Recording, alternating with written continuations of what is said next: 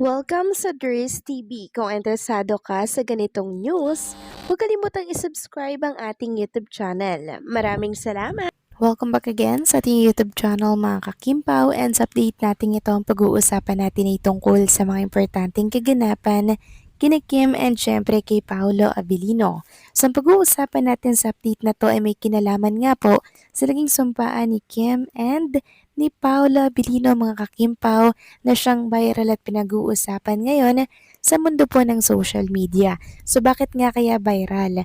Bakit nga kaya ito pinag-uusapan? Yan ang tatalakayin natin. Pero bago po ang lahat, maraming salamat sa inyong patuloy na pagsuporta at pagsubaybay sa mga daily update natin. Kaya naman bilang pasasalamat, narito po ang isang napili kong komento patungkol ito sa naging previous update. Mula ito kay Eya, sabi niya, "Love you so much Kim Pao. Kimi super ganda, bagay lahat ng suot, mataba kasi si Kim ngayon. Bagay na pinataba ni Habi Paulo or lalong naging fresh ang blooming ang ating Chinita Princess. Iba talaga ang alagang Pau, pabata ng pabata si Mrs. Bebe Kim. Prayers both to Paula Avellino sa Shoal Drama Awards. Paula Avellino deserved to win. Congrats and good luck and God bless. Pangarap ni Mrs. Babe Kim matutupad. God loves Kim Pao." Maraming salamat po sa inyong komento. Yes, panalo na po ngayon si Paolo Avellino at finally natupad na rin po yung isang wini-wish ni Chinita Princess na si Paolo naman this time ang maglakad sa red carpet para po tumanggap ng award or parangal mga kakimpaw. At sa Korea pa yun ha, kaya antabayan na natin kung si Kim ba ay makakasama dito sa pagtanggap po ng award dahil tsak pag-uusapan ito sa mundo ng social media. About naman po sa pagtaba ni Chinita Princess, yes, iba po talaga ang nagagawa pag in love and also pag meron pong nag-aalaga sa'yo.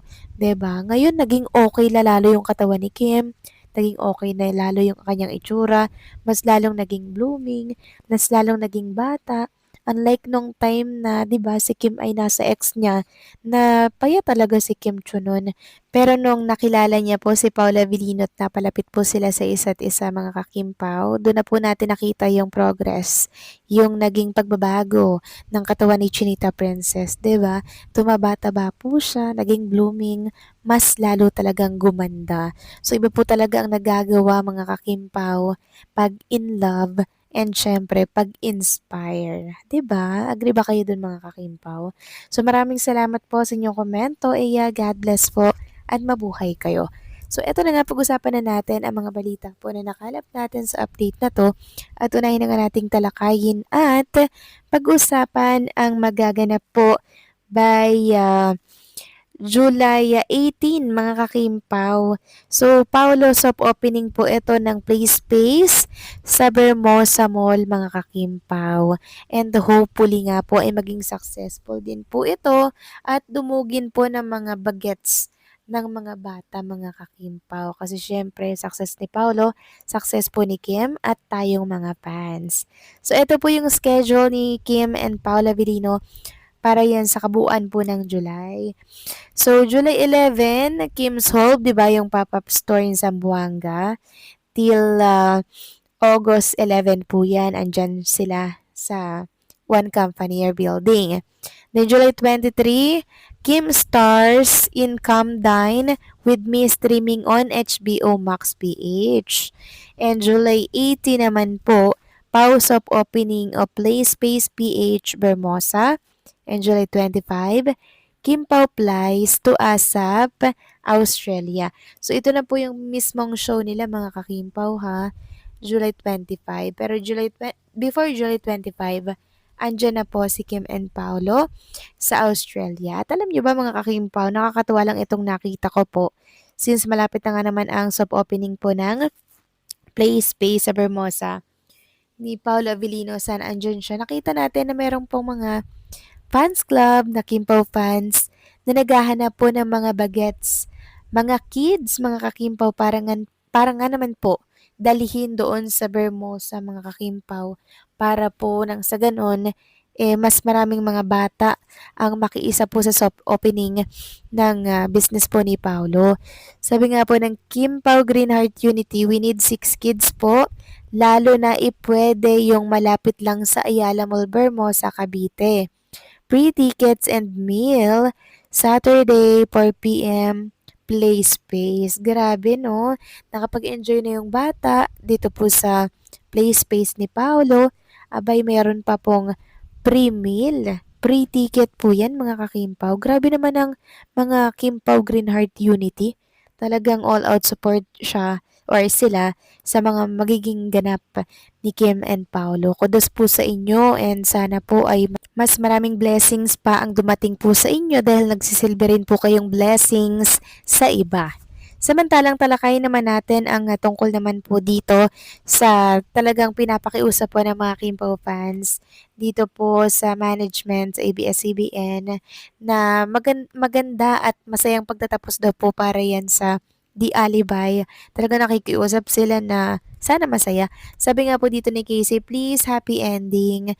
Tapos may nag-comment, parang same ending mamaya. Iiyak pa rin tayo at masasaktan ako. Sana wag naman. Sana may happy ending sa Canada. And alam nyo mga kakimpaw, talagang pinaiyak po ang mga Kimpaw fans sa eksenang ito ni Kim and Paolo Avellino sa The Alibay na kung saan 'di ba talagang nag-swimming sumisid si Chinita Princess sa dagat para lamang pumahabol si Paolo Avellino. At alam nyo ba, meron po palang naging sumpaan doon si Kim and Paolo Avellino mga kakimpaw na talaga namang pinag-usapan ngayon. So ano ba yung naging sumpaan po nila mga kakimpaw na talaga namang tumatak sa puso at isip ng mga Kimpaw fans? Sabi po ni Kim doon, ikaw at ako habang buhay. Yan daw po yung naging sumpaan nila mga kakimpaw dito sa The Alibay. Kaya na-curious yung mga Kimpaw fans kung ito rin daw ba yung sumpaan ni Kim and Paolo in real life. Kasi napapansin daw po nila mga kakimpaw na ang laki talaga daw ng pinagbago ni Paolo, ganon din po ni Chinita Princess, si Paolo Abilindo kasi hindi yan nagbabago ng ganun-ganun lang kung hindi siya seryoso at hindi niya mahal at hindi niya nakikita na yung babae pong karelasyon niya, yun po yung mapapangasawa niya at makakasama habang buhay. Ganyan po yung mga sinasabi nila. Kasi sobrang kilala daw nila si Paolo Avellino and syempre yung ugali po nito. Ngayon lang daw nagbago si Paolo ng lubusan. Yun talagang napakaganda po ng outcome mga kakimpaw. Inalis yung pag-iinom, inalis yung paninigarilyo, 'di ba? And also mga kimpaw, hindi na rin po bumabarkada, trabaho-bahay lang po talaga siya and naglalaro po ng mga online game plus business. And marami nga po nakaka-notice na ay ang laki ng pinagbago ng isang Paolo Avellino simula nang nakilala niya si Chinita Princess. So malay mo naman mga kakimpaw, 'di ba? In real life na pala yung sumpaan nila diyan na ikaw at ako habang buhay. Kayo ba, ano po ang masasabi ninyo dito? Please comment down below.